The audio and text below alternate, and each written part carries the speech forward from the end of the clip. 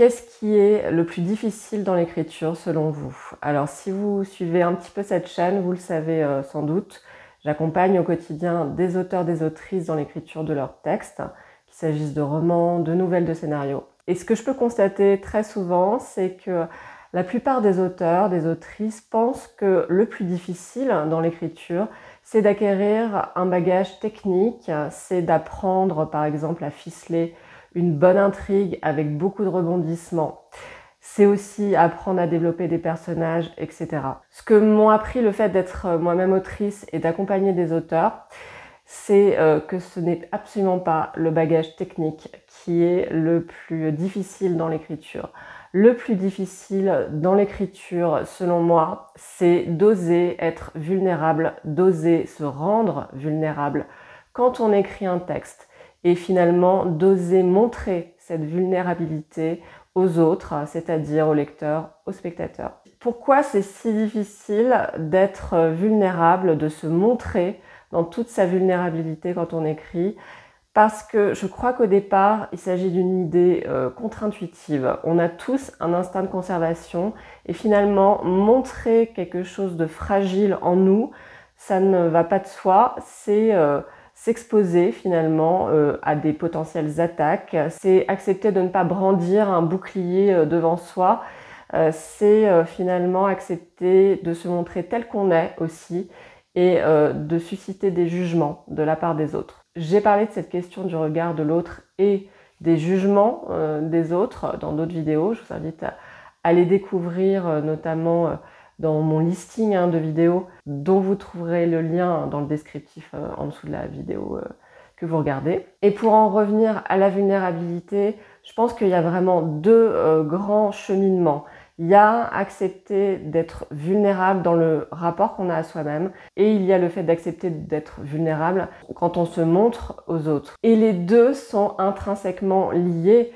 Plus on va se montrer tel qu'on est, se montrer vulnérable par rapport aux autres, plus on va favoriser les échanges authentiques et finalement les regards constructifs, les regards bienveillants vis-à-vis de soi-même, et plus ça va inciter en retour à se montrer encore plus vulnérable. Ça ne veut pas dire qu'on ne montre pas ses forces non plus, bien sûr.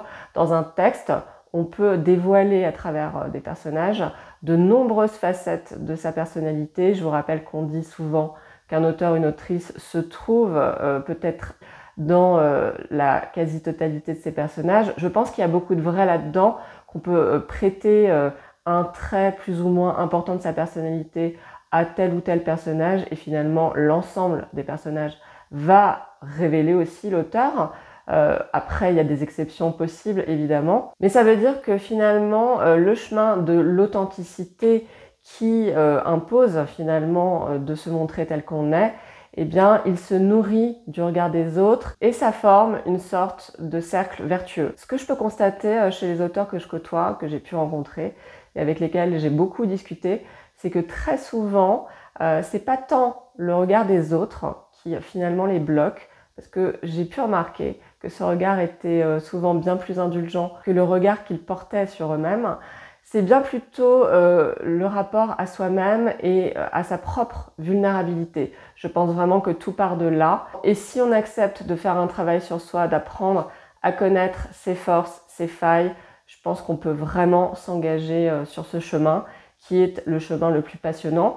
L'écriture est un médium qui permet justement de rendre ce chemin très concret, qui permet aussi de faire beaucoup de découvertes sur soi, sur les autres aussi. Mais c'est vrai que ça demande un véritable effort de s'y engager. On n'a pas forcément envie de le faire. Mais ce que je peux vous dire, c'est que ça fait toute la différence, notamment dans le potentiel émotionnel véhiculé par un texte. Je le vois à travers toutes les lectures que je peux faire.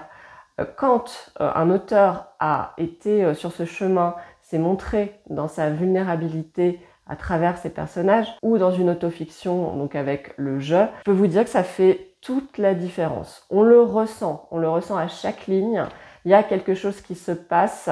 On a l'impression qu'un voile est tombé. On a l'impression que l'auteur nous parle directement au cœur, en fait. Ça fait vraiment une énorme différence. Je pense vraiment que ça décuple les émotions que le lecteur ressent quand il lit un texte, et de ce fait, ça rend l'expérience de lecture encore plus forte et encore plus inoubliable. Donc pour toutes les personnes qui souhaitent renforcer aussi les émotions véhiculées par un texte, il faut oser ce chemin vers soi-même et ce chemin vers sa propre vulnérabilité. Parce que c'est beaucoup plus facile évidemment de reconnaître toutes nos qualités, mais nos défauts et finalement ce qui nous rend fragiles, ce qui nous fait trembler de l'intérieur, c'est beaucoup plus compliqué. Et c'est ça, je pense, le plus difficile. Je pense que ça demande des années aussi, de la maturité, un cheminement vers soi-même, un travail sur soi qui, à mon sens, en vaut complètement la peine. Je suis une inconditionnelle optimiste. Je pense vraiment que quand on suit ce chemin, on se renforce. Et c'est ça finalement que j'aimerais que vous reteniez, c'est que la vulnérabilité, c'est une énorme force. Ce n'est pas du tout une faiblesse ou une fragilité finalement. Cela demande beaucoup de courage, beaucoup de force de se montrer tel qu'on est, de se montrer dans toute sa vulnérabilité. Et c'est ça vraiment qui fera la différence dans votre propre vie et dans celle de vos lecteurs. Parce que l'écho que ça va créer, la résonance, le pouvoir émotionnel, comme je le disais, ça va être puissant. Je pense que c'est aussi ça qu'on cherche quand on écrit et c'est aussi ça qu'on cherche quand on lit. Donc pour moi, c'est vraiment un pari à faire, mais un pari qui est gagnant. Alors je vous repose la question, qu'est-ce qui, selon vous, est le plus dur dans l'écriture? Vous pouvez me proposer d'autres pistes de réflexion. J'aimerais bien avoir votre avis. Si vous pensez aussi que la vulnérabilité, c'est compliqué et que vous l'avez ressenti de l'intérieur en écrivant, vous pouvez aussi partager votre expérience en la matière. Les commentaires sont faits pour ça. Je vous souhaite une très belle semaine, une très bonne écriture à vous.